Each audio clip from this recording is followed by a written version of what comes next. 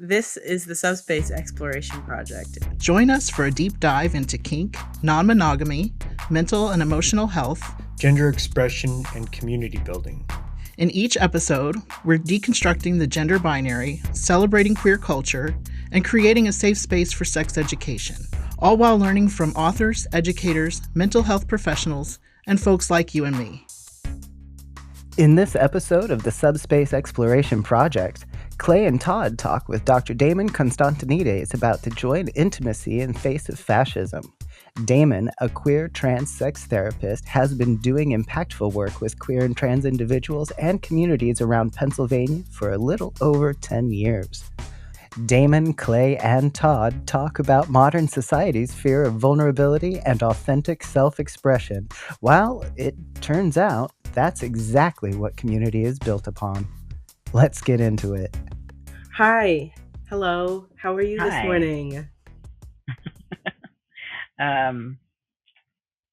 Yeah, this is a funny week to do this, to be honest. Yes. Yeah, and I don't know if we want any of that on this or not, but I just really need to say it before we just move forward, you know? Yeah, please. Yeah, so. It's,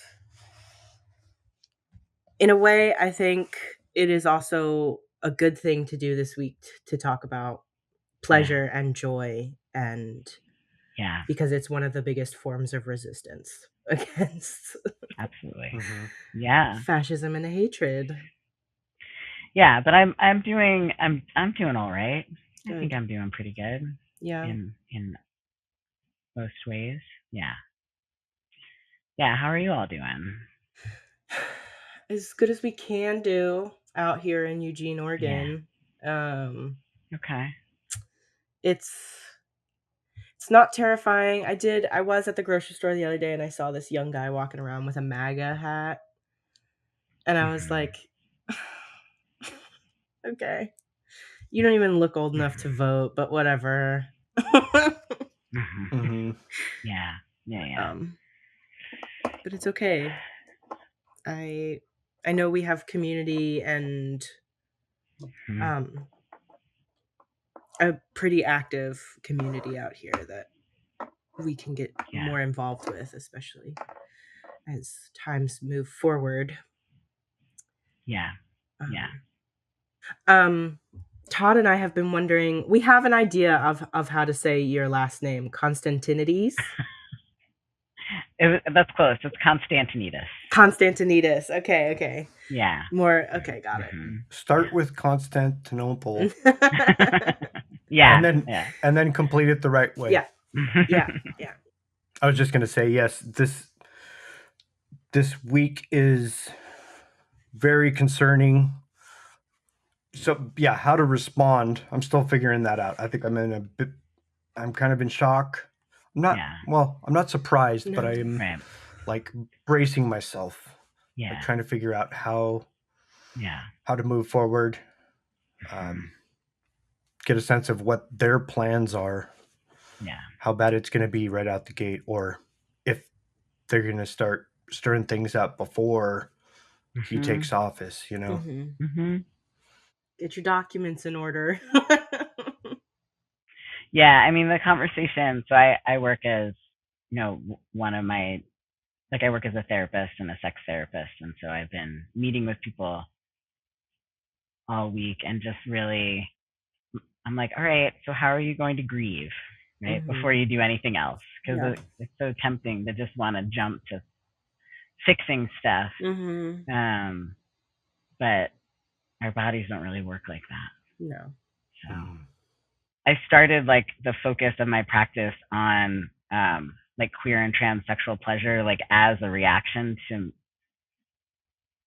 this happening. But I started it 3 years ago because that's when I started to really be like, oh, that's what's happening. This is going to happen. And so it's kind of an attempt, for community, for sure, for my community, but also for me to be have somewhere to be engaged and believe that, we can be experiencing really hard things and still have joy and pleasure.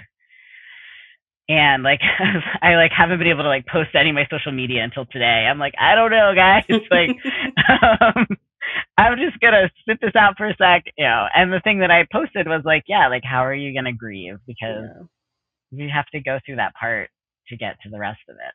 Yeah. So you can't jump over that. Even if you really want to. Yeah. Absolutely. Yeah. Well, so you already mentioned that this kind of started for you about 3 years ago. That's when you started getting into sex therapy, being a sex therapist. Well, I've actually been a sex therapist for like 10 or 11 years, maybe more than that. But I started doing, like, part of what I do in my work is I offer like these virtual groups for queer folks or for trans. I have one that's specifically for trans masc folks that are about increasing sexual pleasure. And so that's kind of, I was like, I want my work to be more of this. And so I've been like leaning into that side of the work. And so it was 3 years ago that I was like, oh, I want to do this. Like this, I want to be offering these programs and figuring out how to be connecting with more people than just like my individual clients. Totally. And it's also when I started offering like sex coaching so that I could work with people outside of Pennsylvania. So, which is where I'm geographically located. I was born and raised in Maryland, so hi neighbor. Yeah, that's where I grew up too. Oh yeah. I miss the East Coast sometimes. Sometimes. Sometimes. So you've been a sex therapist for 10 to 11 years, and you started these more talk-based groups for open to more than just your therapy clients to talk about pleasure and pleasure coaching.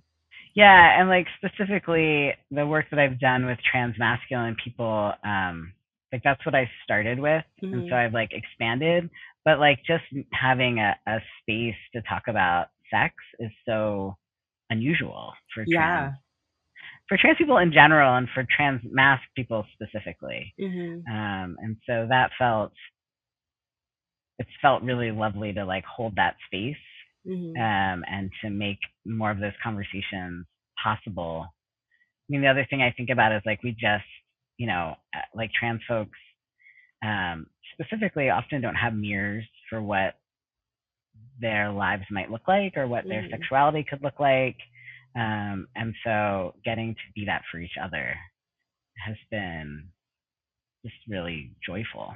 Yeah. I don't think I started feeling more comfortable about my own sex and pleasure as a trans masc person until I met other trans masc people and talked about sex and had raunchy conversations and got to see like how everyone else is doing it. And it showed me like, oh, I can do that too. And then this is like, it's really, really important to have a mirror of like-minded or people who are in the same experience as you. Because, you know, all the porn and the internet stuff is very cis-het white focused. Like certain body types. Yeah, not very good representation. How am I supposed to get anything out of that? Right, and like finding porn that's like for queers by queers is hard. Yes. Yeah. I mean, it's out there, but it's hard to find. It is. Yeah. And specifically with trans masc folks or trans people that isn't like exploitative. And one thing that you did that you said that I had a question about is that it like talking about pleasure or like finding comfort with sex and pleasure is more difficult for trans masc people than it is for, well, I guess the opposite would be trans femme people. Could you say more? I don't necessarily think that's true, but I do think there are fewer models, right? Like it's just like the thing that happens because of sexism and how it works in our bigger culture, right, is that trans masc people kind of become invisible, especially as like sexual objects. Like I think that the opposite that happens to a lot of trans femme people is being hypersexualized, which is its own shitty situation, right? Like that's but different than for like, I feel like for trans masc folks, it's like just kind of being like their sexuality becoming invisible or not seen as an object of desire. And then what that means when you're trying to understand, kind of like you named earlier, like trying to understand yourself and understand like your sexuality and who you are in the world. There's a lot of feelings of like my worth to the cis hetero patriarchy is now gone because I'm trans masc. So there's no sexuality here. There's no traditional useful woman in me. Like what is my purpose in this system? So that's sad. That's really sad. That makes sense though. Then, if for folks who, like figuring out how to navigate masculinity and not toxic masculinity is tricky, especially around sex. Because it shows up so much there, right? So like, how do you feel sexual or feel desirable without like leaning on like these like sexist stereotypes that are kind of what all the mainstream culture has to offer. So it's kind of like making up something new. I was actually going to ask, because like genuine self-expression of like vulnerability and intimacy is very politicized. The patriarchy doesn't like to see authentic vulnerability for anybody, but especially for marginalized people. And with marginalized communities, their existence is very politicized. That genuine self-expression and that intimacy is politicized. And I have to imagine that at least some of your work focuses on, or at least these group conversations focus on how to navigate or sidestep the way that expression is politicized and often fetishized. I guess, to frame that as a question, like, how does that show up? Like, what are some of the, what is some guidance you might give to folks on how to navigate that? So the way that I think about it, and so I'm also like a sex nerd, so I like have a curriculum, and I like, it's just always been who I am, and this has been really a moment where I get to use those skills and that knowledge. But I really ask people to, there's a couple things. Like one of them is asking people to start with like identifying an erotic lineage, and including like really leaning into ancestors and transcestors. So moving outside of this idea that I am like this individual person floating in the world and nobody understands me, to being like part of something much bigger where actually everyone's had every feeling you've had before. Not everyone. Other people have had every feeling you've had before, and like they also can be in support of you in this moment, right? So that you can be like connected to something larger. And so I feel like when I teach my sexual pleasure workshops, that's like one, there's a couple like kind of basic things that I start with. And that's like one of the starting places, is really trying to help people feel not just connected to each other, which I think is really valuable, but to like this bigger legacy that we are a part of, right? That we're like literally here because of these other people who did these things so that we can be here and live in this, in our full authenticity today. And so like, I think there's just so much like value there in being connected. And so I feel like that's one of the ways. And then what was the other thing I was going to say? So the lineage. Oh, and then the other thing is like really challenging like the sexual models that we have available to us, and like this idea of like really like shifting away from like goal oriented sex to pleasure oriented sex, which just has so much more space for so many things, right? Like it has space where like, you know, for like kink, where that gets to be sex, right? And gets, you know, and kink, I feel like for trans folks is often a way to feel connected to their body in a way that they can't in like the more narrow cishet definition of like what sex is, right? Like vanilla sex. And so really trying to like expand, you know, I use the sexual pleasure, the wheel of sexual pleasure as a model to help people like expand their understanding of their own sexual desire. And that's like outside of the systems that you're talking about, Todd, right? Like it's like, you know, like influenced by them, but like kind of trying to do it a different way. And like what happens, and like when it's like in a group of like 12 people and this is what's normal, right? You also get to have some of that mirroring back of like, oh, okay, other people are thinking about it this way, and that helps me understand myself more.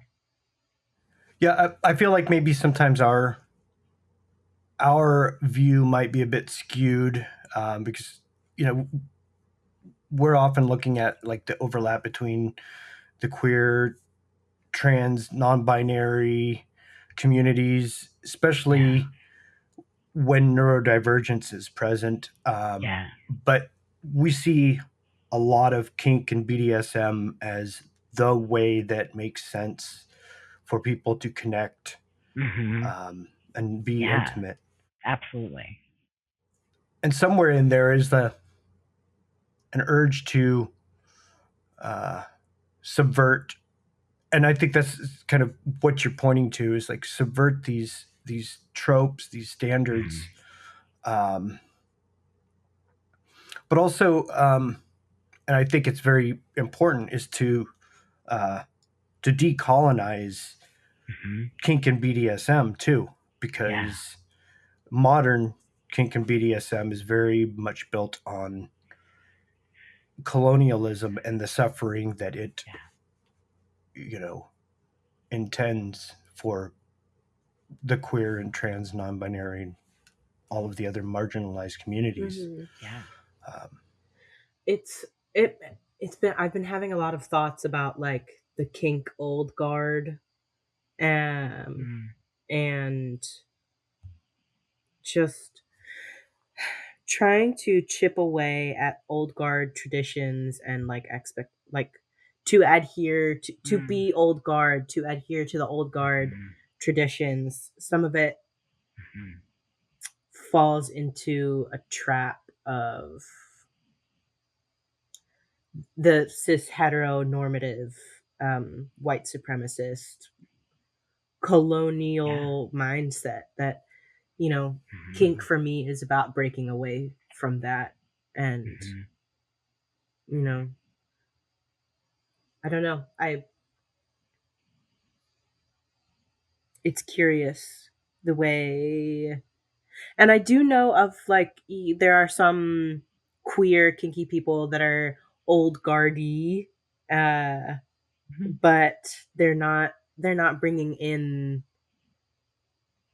all of the ick that comes from the normative, you know, patriarchal cis hetero, you know, the words, the cis hetero patriarchal perspective of it all.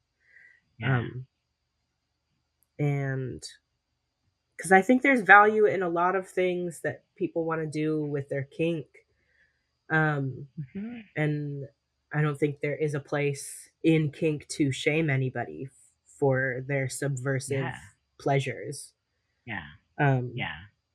And there's sometimes concerning behavior that I wouldn't want to see in. I wouldn't want that to be an expectation in my kink community. Well, also recently we've come across receipts of some people, old guard, they lean cis het, that they are playing with kind of fascist tropes, fascist iconography, and they're not exactly subverting it. No. They're claiming that they're subverting it, but it's not the way it's coming off, and they're doing it very publicly, and it's very concerning.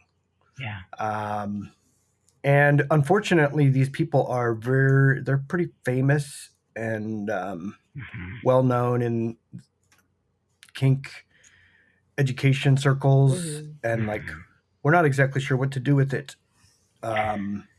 Nazi fetishists, but it's very concerning. Are concerning. Yes. I mean, it just makes me think about how like that, like how power, you know, like works in every like system, right? Like even in subversive, marginalized communities, it still always is like that.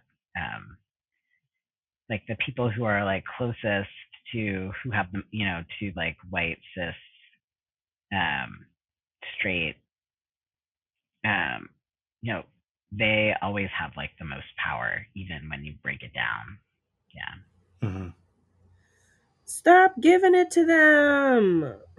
Stop giving them the platform then. And there's like this researcher Eliason has like a model to show like, and I remember like learning about it because it is like stop giving them the platform, and it's like systemic, right? Like it's like a phenomenon that like, which is like, I feel like what's so hard about like, it doesn't mean we shouldn't be trying to change shit, but it's like what's so hard at like changing systemic shit is like so big, you know? Yes. I think in some ways it's like why I like this work that I've been doing is it's kind of like really asking people to like start that work internally with the hope that it will have an external impact on our community and just like in general. But yeah, it's like big shit to try to change. You've worked a bit with Indigenous communities. Can you tell us a bit about that work and the experience of these, like how these communities intersect? That isn't part of my wheelhouse. No, I haven't worked specifically with Indigenous communities. Oh, I think I might have misread something on your website. Okay. Well, it did actually get me thinking, though, because I did grow up in and around the Indigenous community. Yeah. And I do see some parallels in the way that genuine self-expression is muted, and how it's either dissuaded or it's fetishized. Yeah. You know, it's the same for the queer and trans communities. It's kind of an either or. This is the way the society at large sees you. It's either shut up, go away, or you were held up as this thing. You know. I mean, absolutely. I mean, I think so much of the work that I do is influenced by the work of like Indigenous people, because there are, I mean, it's just like, you know, like we've talked about like decolonizing kink, right? Like colonization it doesn't fit with the work of healing, right? Like you can't be like doing healing work, right? And so, you know, when I think about that, I think about like really the deep gratitude that I have for these other models of being, and how to, like, you know,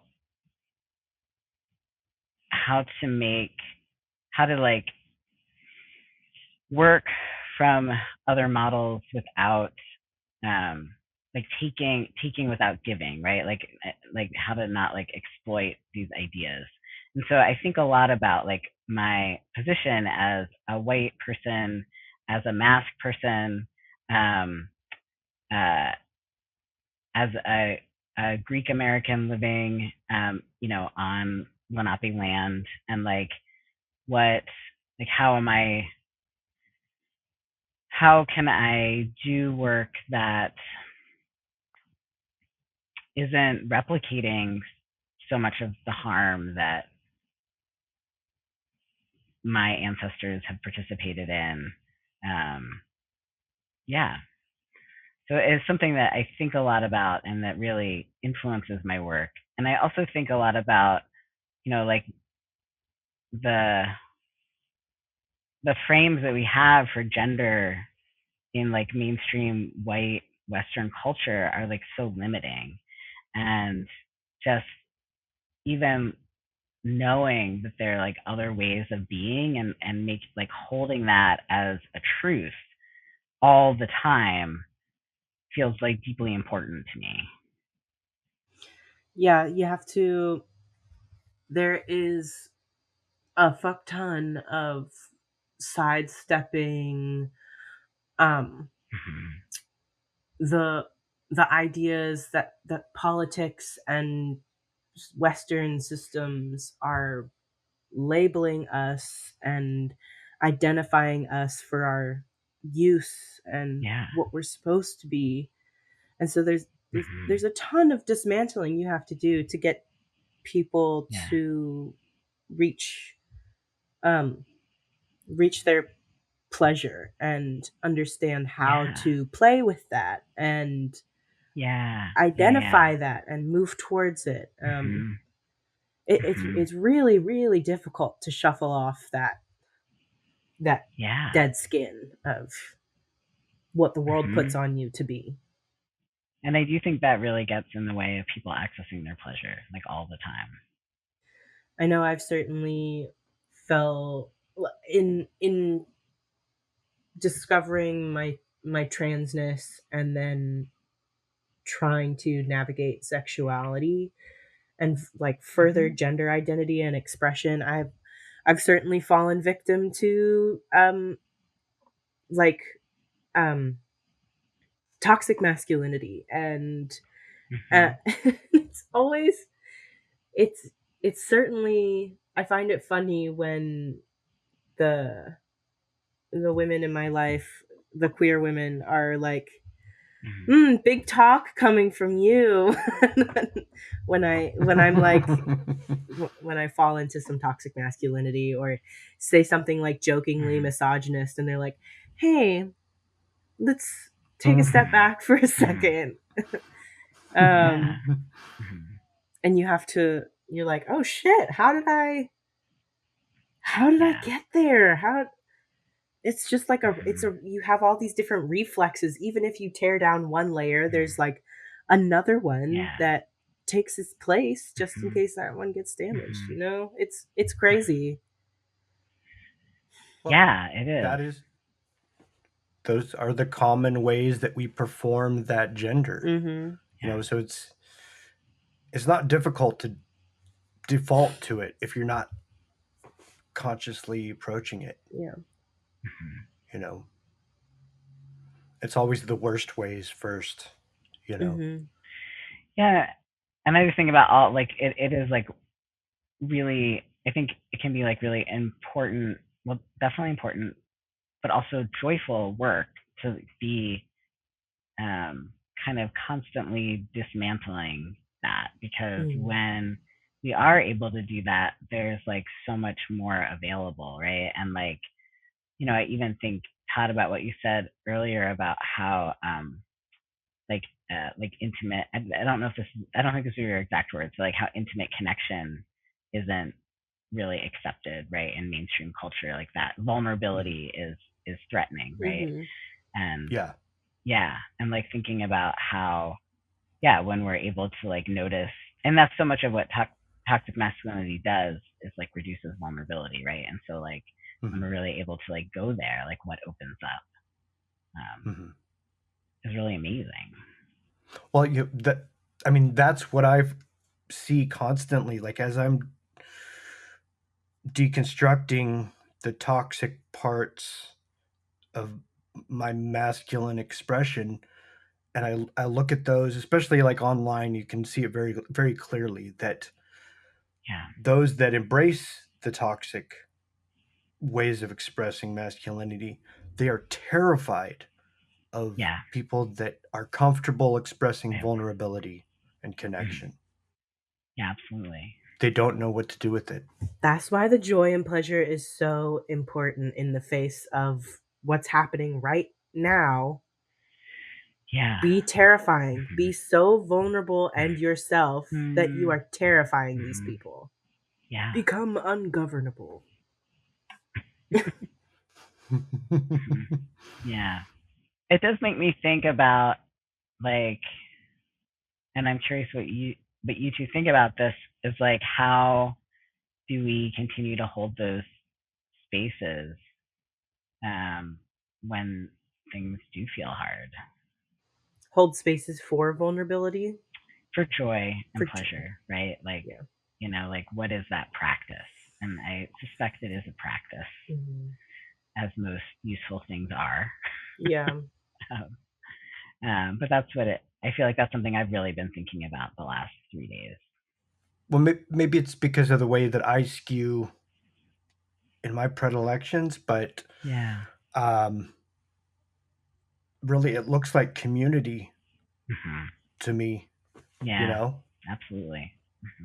Find people that I care about and trust, and we can create a space of vulnerability and joy. Yeah. I think that's at least at the heart of it, if not the foundation of it. I am predicting a lot there because we have our friends who can more easily come back to their joy and connection with people in the face of so much terror and uncertainty. And we have people that get so shut down and scared of what might happen, or discouraged to even try. I tend to be one of those people that can easily come back to the joy. And I find it difficult to think about how can I grab my people who are terrified and shut down and like force them back into like, and we're gonna have a dance party actually. So yes, it's on fire, but what can we do about it right now other than be joyful? And of course there are, you hand them a canister of gasoline and be like, let's celebrate. Let's go set some shit on fire. And I think that's where I come back to, like, right, like, some people need more time to grieve than others. Yeah. Or some people's grief looks different, right? Like, some people can grieve at the dance party, Yeah, and that's I think a really amazing superpower to have, right? Yeah. Like, that's awesome. Yeah. And some people can't, right? Like, that's not, and helping. I think there is, I agree with you, like, there is a part of, like, pulling people who need that, and then also, like, a part of, like, meeting people where they are. I think it can also, because a lot of time it overlaps that the people who can, and this is just in my experience, a lot of times people who can easily get back to joy need more guidance on how to, like, act in their not how to behave, but how to actively work against shit that's happening in their community and to get involved. Because sometimes all of that is like, well, it doesn't matter, I'm throwing it out the window and I'm gonna have a good time with me. I find it really easy to just be like, fuck it, let it all burn. And I don't want that. I don't want to be like that. I want to be able to take care of my community. And sometimes with those people that are really struck with fear have a better idea, or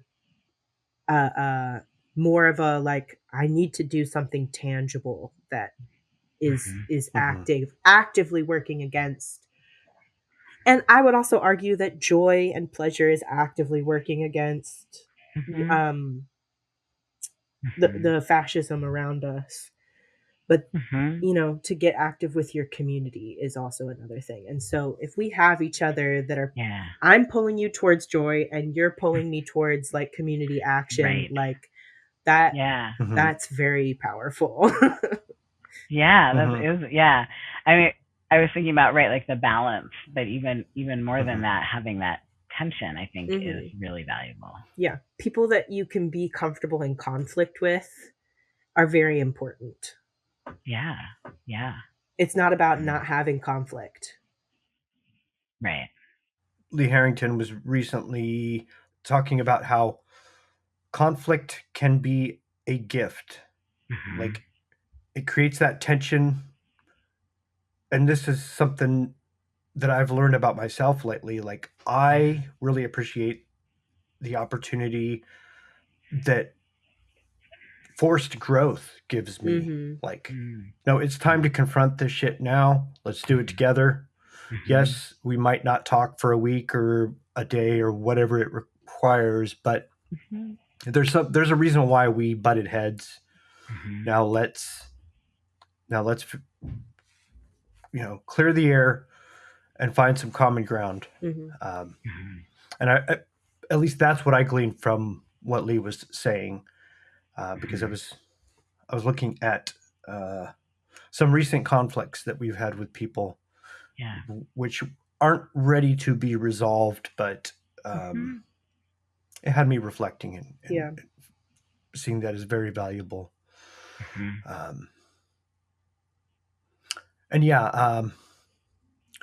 That tension between those that are overwhelmed and those that say fuck it, finding how to meet in the middle is where community is built. Where safer communities are built. And we need both of those pieces, like all of the pieces. I think about that too. Individuals are so important.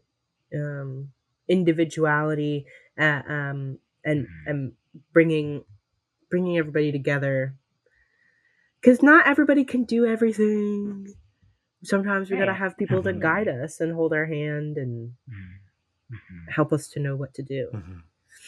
Channel the anger, channel the joy, channel our fear, grieve together. Well, I want to thank you for joining us. I really needed this. I think this actually helps. After these last couple of days, this helps center myself. I don't know about you two, but this was a little bit of calm and reflection amidst the storm that is brewing. We will reach out to you in the future, and I think we'd love to have you on, check in with you and see how things are going, because I think we're going to see a lot of changes in the communities in the coming months and years, and if for no other reason than to make sure that you're doing okay. We will check back in with you. Totally. And thanks for having me and for holding this space, right? Like, I do think that is part of, like, we just need to keep doing that, right? Like, making spaces that are ours. Totally. And that's so important. Thank you. Thank you so much. Do you have personal stories and observations you would like to share about kink, BDSM, non-monogamy, and where neurodivergence, mental health, gender expression, community, and politics all intersect? Maybe you have a request for a topic or a guest. We welcome people in these communities to reach out to let us know how we're doing, to share their stories and interests, and help us to shape how we contribute to healthy, informative conversations on sex, kink, non-monogamy, and queer culture. We would love for our fellow kinksters, E&M, and queer people to ask questions, make content requests, and share your stories. You can remain anonymous, or if you'd like to be a guest on the podcast, shoot us an email and let us know a little bit about you. To get in touch with us, go to subspaceexploration.com/contact. Please comment, like, share, and subscribe on Apple Podcasts, Spotify, YouTube, Acast, and RSS feed. Goodbye. Goodbye.